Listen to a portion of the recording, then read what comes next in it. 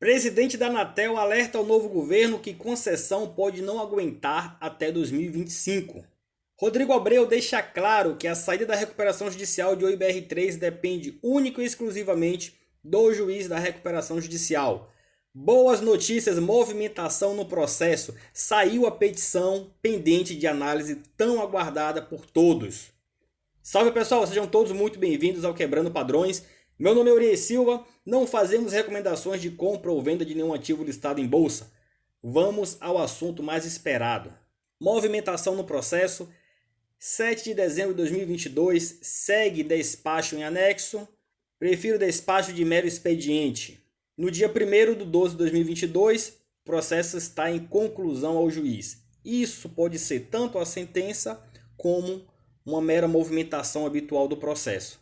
E aqui, meus amigos, a tão esperada petição pendente de análise, felizmente, enfim, saiu. O juiz já abraçou, agora só esperamos a decisão dele e sim vamos ficar cientes do que se trata essa petição de 2019 que estava aqui no finalzinho da fila, onde todo mundo estava ansioso, aguardando que essa petição saísse o quanto antes. Como vocês podem ver, a última petição, ou primeira petição, de 29 de 11 de 2022 e a recém-petição protocolada que está pendente de análise, ou juntada, né, é do dia 7 de 12 de 2022. Tem 3 petições que foram protocoladas no dia de hoje, 7 de 12 de 2022. Então, meus amigos, perante o que eu vinha comentando com os amigos no grupo, vinha comentando em alguns vídeos, saindo aqui essa petição de 2019, acreditamos sim que limpando essa petição, a proximidade da saída da recuperação judicial estaria muito mais próxima. E temos indícios para isso, eu vou mostrar para vocês nesse vídeo, que mostra que sim, a saída da recuperação judicial pode acontecer ainda em 2022 ou bem no início ali de 2023. A Anatel joga a toalha. O pessoal que tanto está com medo, achando que a Oi pode perder na arbitragem contra a Anatel, vejam só a matéria que acabou de sair referente ao Carlos Baigori sobre a transição do novo governo. Em reunião, o mesmo disse que os desafios setoriais são as concessões de telefonia fixa e o uso de postes de energia. O presidente da Anatel, Carlos Baigori, faz um alerta sobre a concessão de telefonia fixa em sua segunda visita ao grupo de transição do novo governo. Ele apontou 2 grandes desafios para a nova gestão, que perduram há mais de 20 anos. A concessão de telefonia fixa, que já acendeu o sinal de alerta, e a ocupação dos postes. Como o nosso próprio CEO Rodrigo Abreu já comentou em alguns eventos, essa concessão está muito atrasada, defasada, simplesmente jogaram ao léu dos ventos. Baigori disse ainda que há 20 anos a política de telecomunicações ficou focada em levar a rede para as localidades onde ela não existia. Entende que, atualmente, mal ou bem, esse desafio ou já foi resolvido ou a solução já foi contratada. Para ele, então, o novo desafio, que depende de política pública, é fazer com que todos os brasileiros tenham acesso aos serviços que trafegam por essas redes. O Instituto Locomotiva mostrou que as pessoas das classes C, D e E ficam metade do mês sem internet. Isso é que precisa ser corrigido, afirmou. Para ele, esse desafio não pode ser resolvido pela Anatel, mas sim pelo Poder Executivo. Como a gente pode ver, agora vai ser aquela briga de gato e rato, um querendo jogar para cima do outro. Em uma meia-culpa, Baigori disse também que se pudesse voltar atrás, teria alterado as regras do leilão do 5G para transformar a licença nacional de 50 MHz, que foi comprada pela Wind, em licenças regionais. Ele afirma que essa avaliação não se deu devido ao contencioso da Wind, que fez acordo com a Vivo para a ocupação dessa frequência comprada, pois avalia que a Wind poderia também comprar todos os lotes regionais licitados, mas acha que com essa modelagem poderia ter dado mais oportunidade às operadoras regionais. Segundo ele, não foi feito essa modelagem de fatiamento porque ninguém pediu, nem pensou nesse assunto. Engraçado, né? Esse cara tem nível superior, tanto estudo, tanto conhecimento e ninguém pensou nas variantes. Bacana. E nega que a iniciativa 5G, um grupo de mais de 300 provedores regionais que se organizou para disputar em bloco o leilão, mas acabou não arrematando qualquer frequência, tenha sugerido o fatiamento da faixa de 700 MHz. Segundo Baigori, o grupo queria a vinculação da faixa de 700 MHz à de 3.5 GHz, mas isso, na avaliação da Anatel, iria encarecer ainda mais o leilão. Bom, meus amigos, diante dessa reportagem, eu, como sempre, fiquei tranquilo na questão da concessão, pois quem tem com que me pague não me deve nada. Fica mais claro ainda que a Oi sim tem grande potencial de tirar muita vantagem nessa briga. Ela está pedindo algo em torno de 16 bilhões, porém não acredito que vai receber tudo isso, mas qualquer valor acima de 5 bi será mais do que excelente. Lembrando que a Oi deve para a Anatel hoje é algo em torno de 7,5 bi das multas e quebra no contrato que a Oi cometeu lá atrás, dos erros que a Oi cometeu lá atrás. Então, o que vier nessa faixa para mais será mais do que benéfico para a Oi. Outro ponto que tem que ser observado: 2025 encerra o contrato. Encerrando o contrato, quem vai querer abraçar essa bomba? Porque, como mostra aqui, mais de 20 anos, a lei, o pessoal não melhorou em nada, não evoluiu em nada. A tecnologia evoluiu, mas a concessão, a lei de concessão ficou defasada. Então, nenhuma empresa vai querer abraçar essa bomba. O que a Anatel vai ter que fazer, junto com as operadoras e a Oi, é um acordo. A Oi tem uma obrigação até 2025, eles já poderiam ter feito isso com certeza. E com isso poder levar a internet para as pessoas. Mas estão segurando e agora vão querer fazer a transição de governo e um ficar empurrando para o outro. Bom, vamos aguardar. Eu acredito que é benéfico para todos resolver esse problema o quanto antes e principalmente benéfico para a Oi também. Agora, meus amigos, vamos ao que o senhor Rodrigo Abreu comentou e a posição clara dele referente ao processo de recuperação judicial e quando podemos ver o fim dessa RJ. E aí a pergunta é, qual que é a expectativa realmente em relação ao final da recuperação judicial e depois desse fim, quais são os gatilhos e o que a Oi continua fazendo para que a companhia continue crescendo e comece a gerar cada vez mais valor para o acionista? Perfeito. Acho que vale a pena falar algumas coisas aqui sobre recuperação judicial, até para que as pessoas entendam o que é recuperação judicial. A primeira delas é que a recuperação ela é um mecanismo que deveria ser desmistificado no mercado de capitais brasileiro. A recuperação judicial ela é vista sempre como algo muito negativo. E, de fato, a origem da recuperação judicial, sem dúvida nenhuma, sempre vai ser um evento negativo, onde você, se não reestruturar uma dívida e entrar numa proteção de alguma natureza, você se inviabiliza. No entanto, como essa condição é uma condição que muitas vezes acontece até por fatores exógenos, pandemia, crise, etc., ela é um mecanismo importante do capitalismo para proteger o valor das empresas, para evitar que as empresas tenham declarado uma insolvência de maneira desnecessária, né? E quando a gente vê um mercado mais maduro, como o mercado americano, basta lembrar que GM, Hertz, American Airlines, United, todas essas empresas passaram por processo de recuperação judicial. Então a recuperação judicial é um instrumento válido. Todas elas se recuperaram e continuam gerando valor. Agora, existe sim uma série de condições que são positivas da recuperação. A empresa está protegida de pleitos judiciais que eventualmente poderiam drenar a caixa dela no curto prazo, ela tem algumas proteções de poder ter alongado os prazos de cumprimento de obrigações. Então, ela, na sua gênese, ela tem um componente muito positivo para a empresa. Obviamente que a saída é desejada, é que toda empresa que entra em recuperação quer fazer, é sair, né? Mas ela, ao mesmo tempo, ela poderia trazer para a gente uma visão de atrair investidores institucionais que, por vezes, são impedidos de investir em empresas que estão em recuperação, e de ter uma estabilidade maior do ponto de vista de, por exemplo, negociação dentro de índices e algumas outras coisas.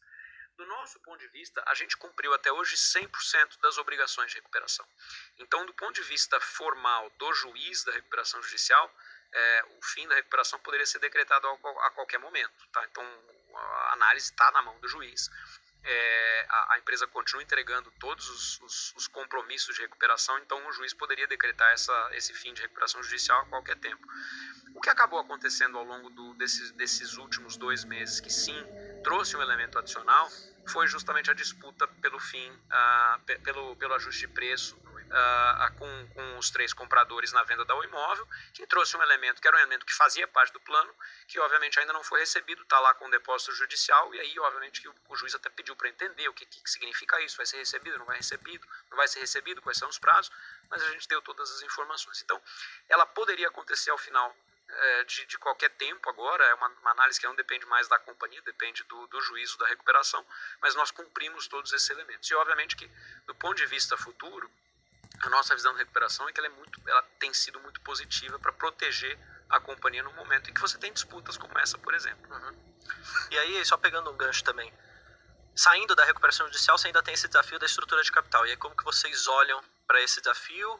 Quão relevante é esse desafio e como que vocês pretendem, enfim, contornar isso tudo para... Ele é um elemento importante do futuro da companhia, porque, de novo, foi feita uma reestruturação de dívida importante lá atrás e uma mudança completa da estrutura da companhia. A gente reduziu dívida bastante, então não é que a dívida não tenha sido reduzida, ela foi bastante reduzida, mas do ponto de vista de alguns fatores de futuro, ainda se torna necessário olhar e fazer discussões com credores para fazer um reperfilamento, uma mudança de perfil de dívida que faça com que ela se adeque à capacidade de gerar resultado que a companhia tem. A gente tem que lembrar que esse momento de transição da companhia, até por uma série de razões aqui que tem a ver com o mercado mais competitivo, com, infelizmente, em alguns casos, alguns fatores não tão positivos do ponto de vista de plano da companhia que acabaram acontecendo, que foram principalmente o câmbio, a subida de juros, que fizeram com que uma dívida que poderia ter sido mais reduzida não tenha sido tão reduzida quanto poderia. E aí, nesse meio tempo, a gente teve um não refinanciamento de um pedaço importante das dívidas, que eram os bonds que venciam em 2026. Então, a gente teve aí um enxugamento de liquidez da companhia que não foi pequeno, foi da ordem de 4, 5 bilhões de reais. E quando você tira 4, 5 bilhões de reais de uma equação, obviamente você precisa voltar para a prancheta para redesenhar como é que essa dívida pode ser acomodada. Então tem sim algumas discussões em andamento. A gente contratou um assessor que é especializado nesse tipo de discussão. Essa discussão já aconteceu lá no primeiro plano, lá atrás. É uma continuação dessa discussão. Muitos dos credores são os mesmos, mas a visão é uma visão justamente de busca de uma equação de dívida que faça sentido para a companhia. O que a gente não pode ter é um desequilíbrio entre uma obrigação de dívida e uma capacidade de geração de resultado para pagar a dívida que não se conversem. E hoje elas não se conversam. Hoje, sendo muito transparente, elas não se conversam. A gente precisa equalizar essas duas coisas. E essa é a discussão que a gente está tendo com credores nesse momento. Tá? Pô, quer fazer uma pergunta? Senão eu vou engatinhar outra aqui. Manda ver. Assim, eu acho que a ideia principal ali de vocês terem vendido o controle para Vital, da Vital para o BTG, era trocar o CAPEX pro OPEX, né? Então, assim, como você mesmo mencionou ali, natural que você, a partir de agora, tenha um ramp-up ali de custo de OPEX ligados ao aluguel da rede, porque naquele dado momento vocês não tinham capacidade de caixa para fazer investimento em CAPEX, porque é um CAPEX intensivo, né? Para fazer a passagem das residências, enfim. E isso acaba gerando uma pressão de margens ali, né? Então, se a gente olhar o EBITDA acabou tendo um efeito já nesse terceiro TRI em relação ao aumento do OPEX ligado a Vital, e aí com a diluição também do capital vindo ali da parte do fundo de pensão, né, que a participação de vocês ficou diluída agora, acaba também gerando aí algum efeito sobre a equivalência patrimonial que você poderia ter de benefício em relação à participação, né? Que agora, não tendo mais o controle, você teria o arrefecimento na DRE pela equivalência patrimonial, não pelo top line de receita, tendo aí o custo de OPEX para alugar a rede. Então, como é que você enxerga todos esses efeitos se equacionando mais para frente, né, no médio prazo? Obrigado, Igor. Deixa eu começar de trás para frente, do ponto de vista de diluição e equivalência patrimonial, só para que o público também entenda o que significa isso, né?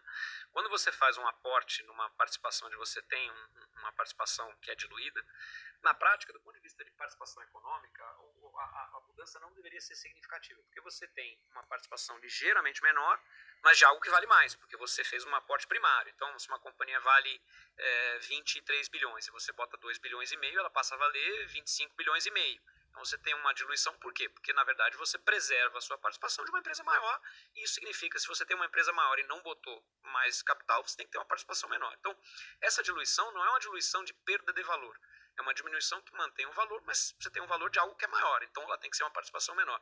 Do ponto de vista de equivalência patrimonial, é um termo muito técnico de contabilidade nesse caso, o impacto deveria ser muito pequeno, tá? Até porque esse investimento do CPP foi feito a prêmio em relação ao último aumento de capital que aconteceu em junho. Então foi um prêmio já de 13%. Se a gente olhar do ponto de vista de valorização do ativo em si, o que isso significa? Que o CPP reconhece que a empresa, do meio do ano, quando ela teve o fechamento e o seu aumento de capital reconhecido lá atrás, ela teve um aumento de valor do ponto de vista de reconhecimento de prêmio. Então, do ponto de vista de equivalência, apesar de ser uma equivalência que pode até ter um pequeno impacto inicial pequeno, ele é só contábil, não tem nenhum efeito econômico, nem nenhum efeito efetivo de perda de liquidez ou de perda de valor. Pelo contrário, a gente acha que é um aumento de valor, tá? Ele é muito mais um efeito contábil do que um efeito real econômico. E vamos lembrar que o resultado da Vital não é consolidado, também é importante para que as pessoas saibam. O resultado da Vital não é consolidado na Oi. Do ponto de vista de receita, de EBITDA, a gente só tem realmente a equivalência patrimonial. E a equivalência patrimonial, num primeiro momento, quando a empresa ainda está se valorizando, representa muito pouco. Ela não significa nada, porque na verdade a grande tese da participação na Vital é que a empresa se valorize no futuro, não agora de partida, no futuro, quando você tem lá o crescimento de receita, crescimento de EBITDA, crescimento de múltiplo, aí sim você passa a ter um reconhecimento de uma participação que vale muito mais do que vale hoje. Então, para efeito de participação de Vital, essa é a tese. Do ponto de vista de modelo, esse é um ano em que a gente, e provavelmente o começo do ano que vem, ainda é um período onde a gente não tem um modelo de regime. Porque não retiramos ainda todo o custo que vai ser retirado da companhia. Ainda tem, por exemplo, custo de fornecer o serviço para as 3 operadoras no móvel que está dentro de casa. A gente ainda tem custos que estão sendo reduzidos, porque você não reduz o custo do dia para a noite, uma vez que você tira uma operação.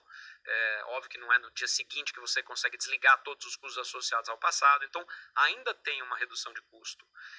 E ainda tem uma escala que vai crescer. E, obviamente, uma boa parte também dessa margem maior vem junto com a escala, porque cresce sim o custo variável da infraestrutura, mas não crescem todos os outros custos.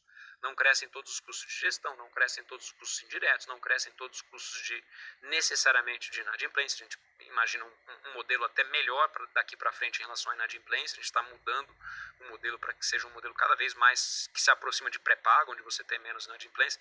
Então é um modelo que, ao longo do tempo, a gente imagina que chegue sim naquele EBITDA mais alto. Tá? Até porque se a gente fizer uma comparação de o que significa a comparação desse EBITDA agora com o EBITDA do passado, a gente vê que aqui tem algumas comparações que não são completamente corretas, deveriam até ser proformadas, porque você ainda tinha um componente de investimento de CAPEX muito alto lá atrás. Né? Então, se você tem um CAPEX muito alto, é óbvio que o EBITDA deveria ser um pouco maior. E se você tira completamente esse CAPEX, no primeiro momento o EBITDA decresce e depois ele volta a subir. Então, ainda é um momento de transição da companhia. A gente ainda viu o CAPEX chegando mais ou menos a meio bi. Se não me engano, o número é 479 milhões. Mas aí boa parte desse CAPEX estaria ligado ao legado, né? Ao legado e à transição. Na verdade, principalmente mais até a transição do que ao legado. Nós estamos mudando completamente o sistema de TI da companhia, porque se a gente ficasse no sistema legado, esses custos ficariam altos para o resto da vida. Então a gente está matando os sistemas que eram aqueles sistemas de cobre que vinham do sistema Telebrás. Ainda temos sistemas que vieram do sistema Telebrás, por incrível que pareça. E aí com isso a expectativa é que o custo operacional da companhia caia. Mas no primeiro momento você faz um investimento para que isso seja possível. O nosso guidance de CAPEX para o ano que vem, isso foi falado quando a gente fez o anúncio de transação e de resultado do terceiro trimestre, é um CAPEX que deveria estar abaixo de R$1 bilhão. Então, você pegar o CAPEX do terceiro TRI, que foi um CAPEX que até mesmo concentrou coisas que não tinham sido feitas no primeiro semestre, esperando o fechamento das transações, ele não é um CAPEX multiplicado por 4 para o guidance de ano que vem, de maneira nenhuma. Nem poderia ser. A gente tem que ter um guidance de CAPEX inferior a R$1 bilhão para o ano que vem, certamente. Eu tô querendo entrar com a voz do povo aqui, tá? Manda ver. Tem várias perguntas aqui. A mais frequente era aquela de quanto sai da recuperação judicial, que você já falou aqui. Tem uma pergunta também muito frequente, é quanto que ainda colocou que temos. Quanto temos de imóveis à venda? O Alan pergunta. O patrimônio de imóveis da Oi é muito grande, Alan. Ele tem um parque que talvez seja um dos maiores detentores de imóveis do Brasil. A gente tem quase 8 mil imóveis espalhados pelo Brasil. Agora, esses imóveis, eles são muito fragmentados. A gente tem grandes imóveis e fizemos vendas de grandes imóveis e vamos continuar a fazer na medida do possível. Então, nós vendemos prédios importantes da ordem de centenas de milhões de reais. Então, já foi feita uma venda de imóvel superior a R$500 milhões ao longo desses últimos 2 anos. A gente imagina que agora entra numa cauda longa, onde essa venda aconteça de maneira fragmentada. Porque se nós fizéssemos de maneira mais concentrada, aí você teria que fazer a preços muito baixos para poder vender rápido. Então é um processo contínuo de venda e que depende também da chamada desvinculação desses imóveis da concessão. Mais uma vez a concessão aqui entrando na nossa equação. Porque vários desses imóveis têm o que a gente chama de alguns óbices regulatórios, porque como eles abrigam eventualmente pequenos pedaços de operação da concessão, você não pode vender o imóvel antes de desvincular esse imóvel da concessão, ou seja, retirar equipamento, mudar equipamento de lugar, tirar equipes. Isso está sendo feito. Agora, o patrimônio total, e esse dado é público, tá? Então é um dado que fez parte até da própria recuperação judicial. Há efeitos de valor de recuperação. O parque de imóveis da companhia, no longo prazo, se a gente fosse fazer uma valorização estimada, ele seria um parque superior a 5, 6 bilhões de reais de imóveis. E tem mais uma perguntinha que eu vou fazer aqui, tá, Bruno? Não, manda ver. O Tomás também está muito ansioso aqui. Ele diz o seguinte: como a Oi tem menos de 49% da Vital, se, abre aspas, será assegurado ao adquirente uma participação equivalente a 51% do capital votante e não superior a 51% do capital total da SPE Infra? A gente precisa entender aqui os termos técnicos dos fechamentos de transação, porque a grande preocupação na recuperação era a manutenção da participação econômica. Então, aqui o termo técnico era: deveria existir uma participação de ações equivalentes a 49% no fechamento. Ações equivalentes a 49% no fechamento continuam sendo detidas. E aí, com diluições adicionais, você tem essa redução de potencial, mas com o aumento da companhia. Então, quando você fez o fechamento, a companhia passou a valer mais do que aquele fechamento que representava 49%. Então, como eu expliquei, em relação à diluição, você baixa dos 49%. Isso não significa uma perda de valor e nem qualquer tipo de violação da condição que foi aprovada no plano, porque o número de ações, a detenção do número de ações que representava 49% no fechamento continua sendo mantido. Quer fazer mais uma? A gente tem para mais uma pergunta. Na verdade, se vocês não tiverem, eu vou... Não, acho que pode fazer o pessoal do... Eu ia pegar daqui, mas pode. A galera tá ansiosa aí. Ó, os imóveis à venda já fiz. O Will quer saber o seguinte: gostaria de saber o que o senhor Rodrigo Abreu tem em mente para trazer os grandes players para o papel novamente, já que o Jakurski saiu do papel. O caso, ele precisa mostrar que ele tem viabilidade futura nas três dimensões que eu mencionei para vocês. Ou seja, do ponto de vista de operação, isso só vai acontecer ao longo do tempo. Isso só vai acontecer quando a gente mostrar que a fibra continua crescendo, que o EBITDA está se encaminhando na direção do que a gente mencionou que deveria ser, que a gente consiga demonstrar que reduz custo. Isso vem com os resultados trimestre após trimestre. Então, de novo, não acontece do dia para a noite. O segundo elemento é um elemento que depende sim de uma discussão regulatória, porque talvez, do ponto de vista de grandes players, existe uma preocupação com uma visão em dimensão regulatória que não está 100% sob nosso controle. É uma discussão com o Estado, uma discussão com o TCU, uma discussão com a Anatel, uma discussão de política pública com o Ministério, onde a gente acredita que existam os elementos para neutralizar esses efeitos negativos ao longo do tempo, mas é uma discussão que está em arbitragem. Então existe uma arbitragem que tudo na Oi é superlativo, né? Então talvez seja uma das maiores arbitragens do Brasil, da ordem de 16 ou mais de 16 bilhões de reais, e ela faz parte da estratégia para poder, de fato, atrair novamente os investidores para o papel com uma visão de redução de risco. É natural, pessoal, que quando a gente tem uma companhia que tem elementos de risco muito grandes, a começar pela própria recuperação, que exista uma um certo receio de entrada de institucional de longo prazo. E aí você tem sim que ir dirimindo ao longo do tempo esses elementos de risco para que os investidores possam voltar para o papel. Então a resolução da concessão é uma delas, e a outra é a dívida. É natural que seja assim também. Você precisa ter uma visibilidade de que a dívida é uma dívida administrável para poder ter uma visão de longo prazo. Então por isso que esses são os 3 grandes elementos de ataque agora. E aí muita gente se pergunta, mas muita coisa foi feita e por que não mudou o papel, ou por que caiu, ou por que subiu? Tudo é uma questão de percepção de risco.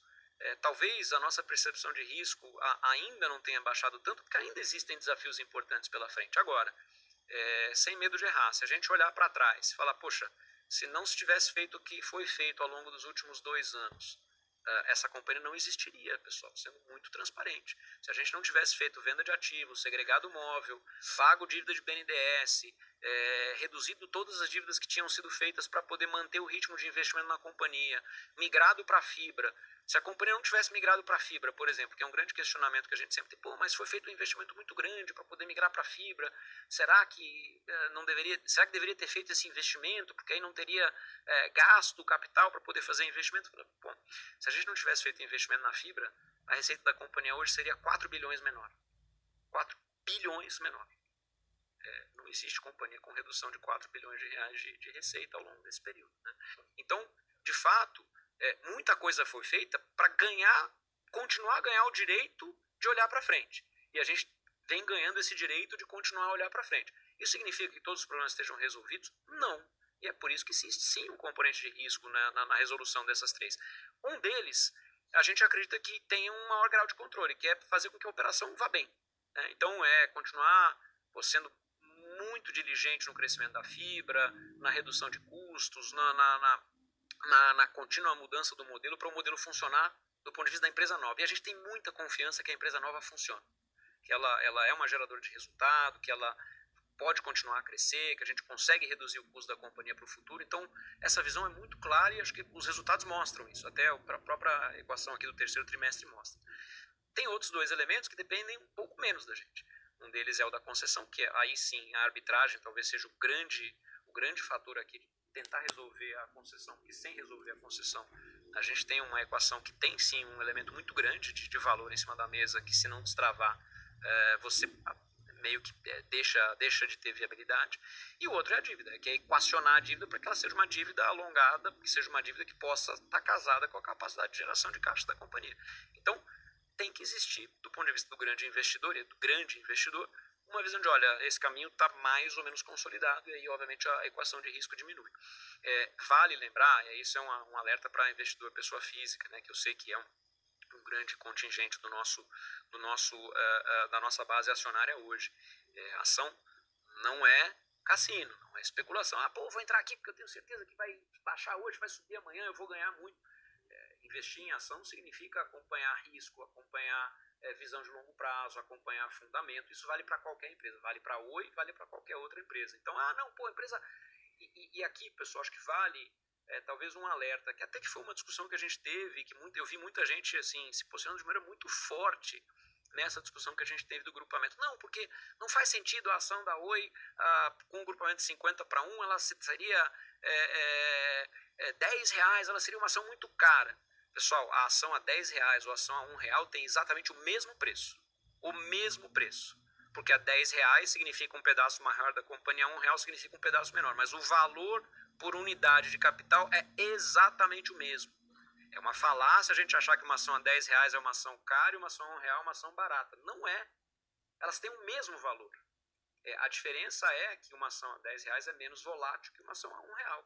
Porque uma ação a R$1, qualquer oscilação ela tem uma oscilação percentual maior, e essa oscilação percentual maior faz com que as pessoas ou ganhem mais ou percam mais numa aposta de risco.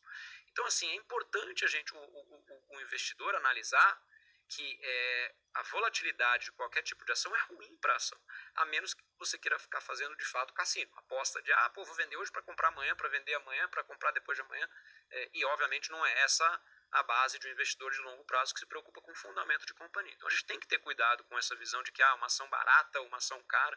A ação ela representa o valor da companhia, o risco da companhia. Não tem nada a ver com preço ou grupamento. E acho que essa é uma visão que eu sei que muita gente questionou bastante. Por que a companhia propôs 50-1? Para diminuir a volatilidade, porque o preço, o valor que o acionista tem com uma ação de 5, agrupada em 50 ou agrupada em 10 é exatamente o mesmo.